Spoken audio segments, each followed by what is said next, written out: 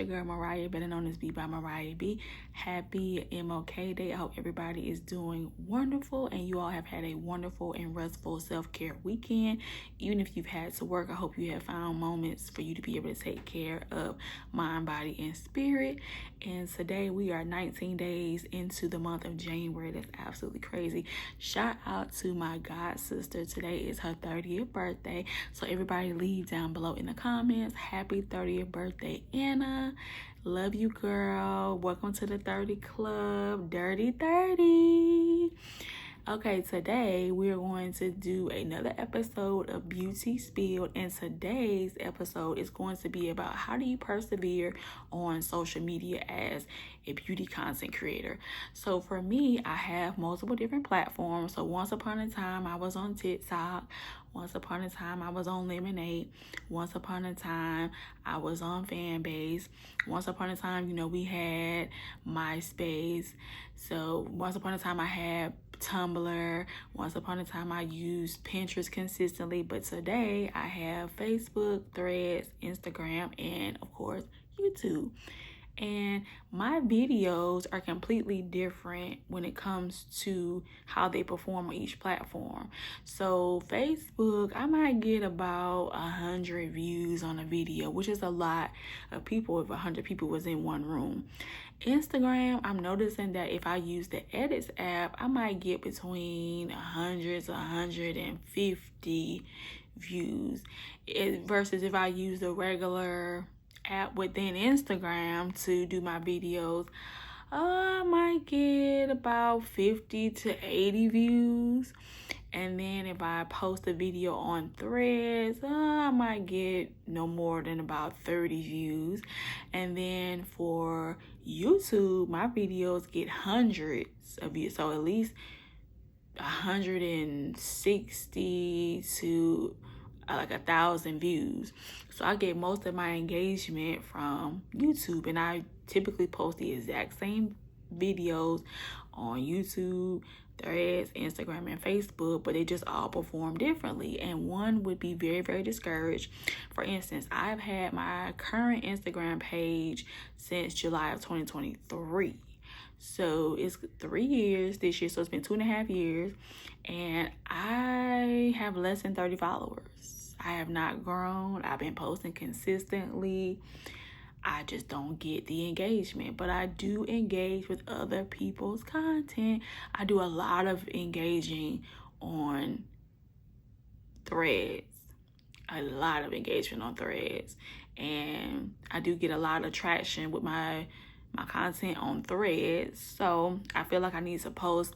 I'm kind of hesitant. I'm kind of trying to keep my platforms like separate in terms of like, I don't want like it to all be the same thing. Like I'll post my videos on Instagram, YouTube, and Facebook, but Threads is kind of like, I might if I feel like it, but it's mostly like I might post a few pictures, but it's mostly like me talking about, sports or, shopping or a TV show, something like that. Just something more personal, like just something for fun. It's not anything business related.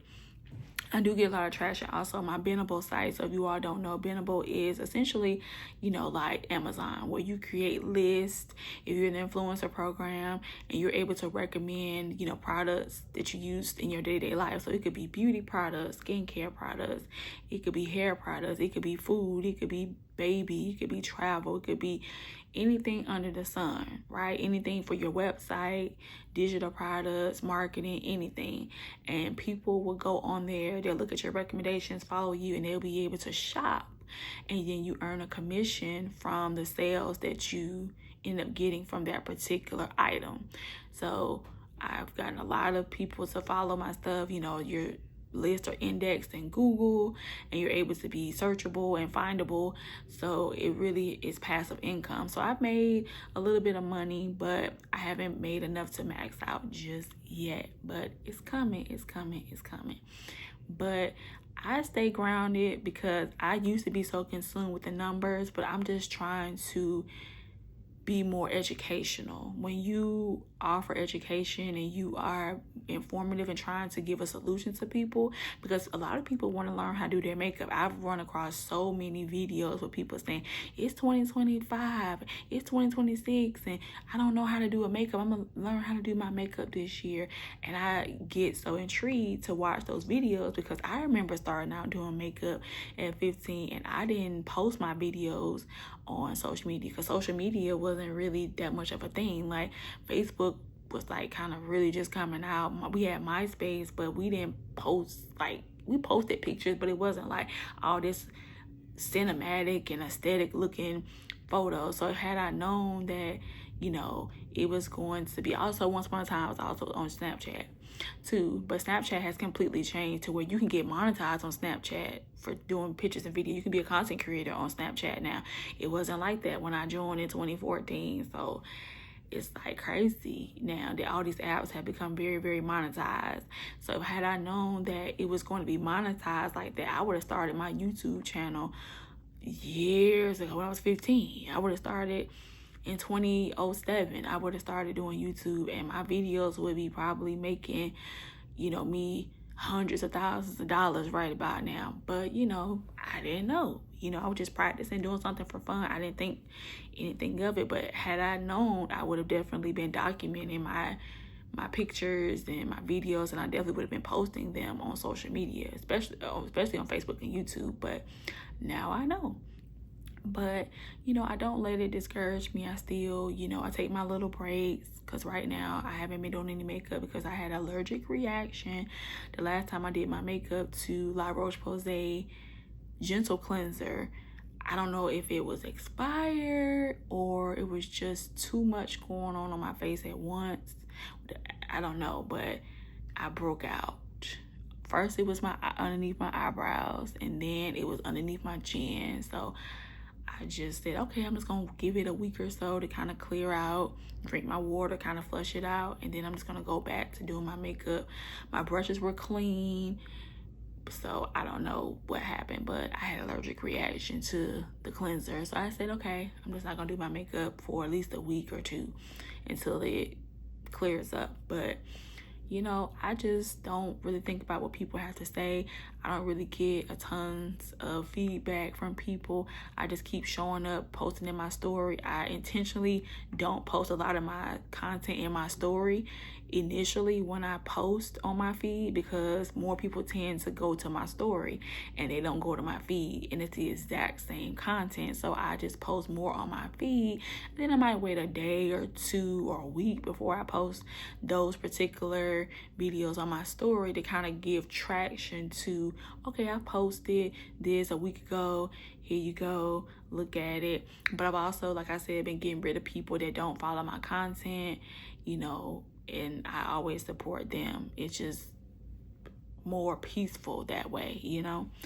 But you just have to have a strong mind and understand that numbers don't mean anything. Just because like I said, my Instagram page, I have less than 30 followers, it doesn't mean that my information is not valuable. Just because I have, you know, less than 50 subscribers here on YouTube, it doesn't mean that what I'm putting out on YouTube isn't valuable. It's just that my audience just haven't found me. And I have to just keep pushing, and eventually my tribe is going to find me, and it's going to be absolutely amazing. I didn't think I was going to hit 10,000 views on YouTube that quick before the end of 2025, and I did. I didn't think I was going to hit 20,000 views, you know, by the end of the quarter of 2026. I just hit it at the beginning of the month. So I mean, anything is possible. I'm more than halfway to my 50 subscriber goal on YouTube. So, and it's only been 9 months. So we're starting month 10 and we have 13 people left to go, and we'll hit our goal. So I'm excited about it. So it's just, slow progression is still progression. I think people want instant gratification because these influencers now, they grow and pop off overnight. It doesn't work like that. Like I said, I've been doing this since I was 15 years old. Next year will be 20 years. So it takes time. I'm very patient. I support everybody. I thank everybody that's been supporting me and loving me for my content, and it's going to get better. It's going to get better. It's going to get better. I'm appreciative of this chit chat situation with Beauty Spill because it gives me the opportunity to not have to do makeup. I can get a break and just get a self-care, you know, and perfect my speaking skills. And for me to be able to learn how to be more open and be more vulnerable online, because that's not something that I'm really comfortable with, because I'm a very private person. I don't tell all my business on social media.